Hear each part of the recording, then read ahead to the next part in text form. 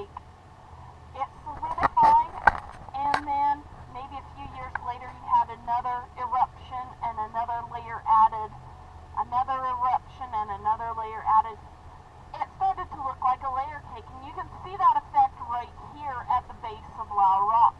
All of these layers stacked up one after another. Other ways that this mountain was built was when we had an overabundance of silica, sand, in the mix, things tended to explode rather than lay out in nice lava flows. So that's how you got something like Lau Rock. Lau Rock, about 7,900 years ago, exploded. It erupted like Mount St. Helens did in 1980, in that it blew out to the west rather than straight up in the air. And it created a big divot, a big crack, crater in the side of the mountain. And you can see that crater from here. That white layer up there is the floor of that crater that then filled slowly with hot melted rock lava and then spilled out on either side of this big cliff here.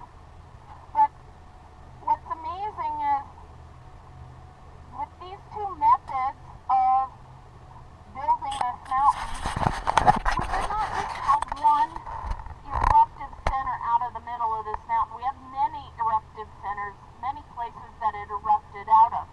You start with Mount Scott, but then you move about 7 miles south to the area between the two dips in the rim.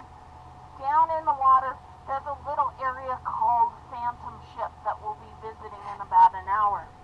And Phantom Ship is our oldest rock in the caldera rim, and that's 400,000 years old. Then, about 50,000 years later, you move to the left of this leftmost dip in the rim to a location we call Sentinel Point that erupted about 350,000 years ago. Then it moved another 7 miles south over here to Garfield Peak. You see the layers in the rim over here. That above that is Garfield Peak. Garfield Peak is that big peak to the east of the Crater Lake Lodge. That erupted about 300,000 years ago. So one after another, we have all of these eruptions building up this mountain one at a time until